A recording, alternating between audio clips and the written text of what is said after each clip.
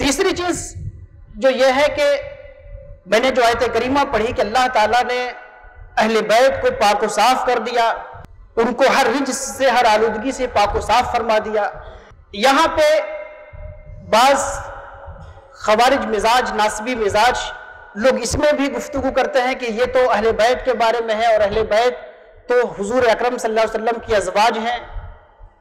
اس شبہے کو بھی حضور پاک صلی اللہ علیہ وسلم کو معلوم تھا کہ ہماری امت میں کچھ ایسے محروم لوگ ہوں گے، کچھ ایسے منحوس لوگ ہوں گے جو ہمارے اہل بیت، ہمارے محبوبین جن سے سب سے زیادہ میں محبت کرتا ہوں، ہمارے محبوبین میں وہ کمی اور نقص دکھانے کی کوشش کریں گے اور قرآن کے فضائل سے انہیں جدا کرنے کی کوشش کریں گے۔ اس لیے ان شبہات کا ازالہ خود نبی اکرم صلی اللہ علیہ وسلم نے فرما دیا۔ حدیث پاک کے الفاظ ہیں کہ ان صفیہ بنت شیبہ قالت عائشہ رضی اللہ عنہا خرج النبی صلی اللہ علیہ وسلم غداۃ وعلیہ مرط مرحل من شعر اسود۔ سیدہ عائشہ فرماتی ہیں کہ نبی اکرم صلی اللہ علیہ وسلم ایک صبح گھر سے نکلے، آپ کے اوپر ایک چادر تھی جس چادر میں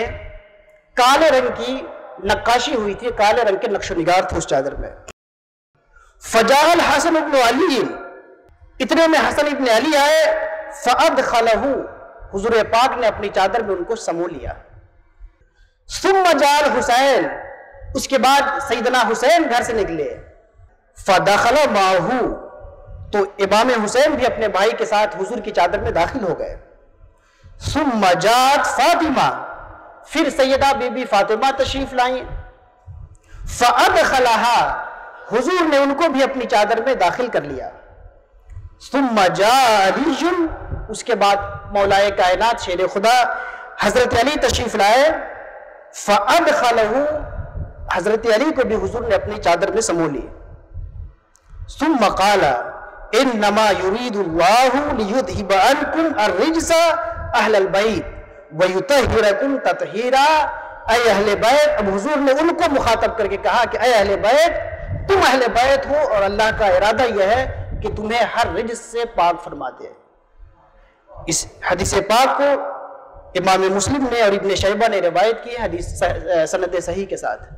کہ حضور پاک صلی اللہ علیہ وسلم نے ان حضرات اربعہ کو، اور خود نبی اکرم صلی اللہ علیہ وسلم کا وجود بھی اسی چادر میں تھا، یہ پنجتن پاک ہو گئے،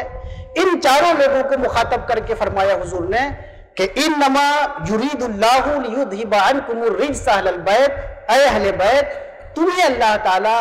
ہر آلودگی سے پاک کرنا چاہتا ہے۔ وانما امرہ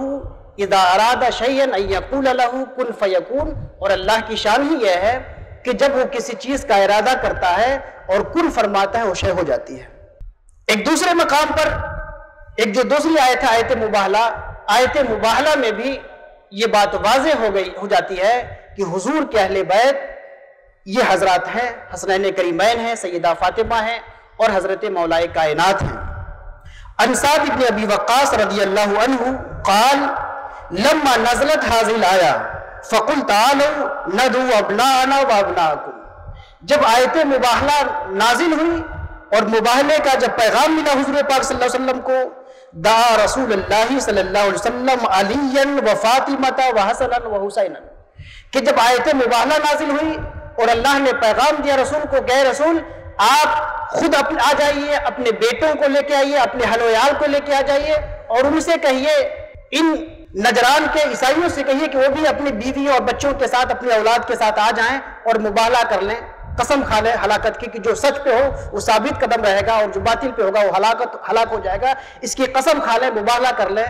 تو حضور پاک صلی اللہ علیہ وسلم نے جب حضور کو حکم ہوا تھا کہ آپ اپنی اولاد کو، اپنی اہل کو لے کے آئیے، تو حضور اپنی اولاد اور اپنی اہل کو جب لے کے آئے تو علی کو لے کے آئے، فاطمہ کو لے کے آئے، حسن و حسین کو لے کے آئے۔ اس سے بھی واضح ہو جاتی ہے یہ بات کہ یہ حضرات اہل بیت میں صف اول پہ ہیں۔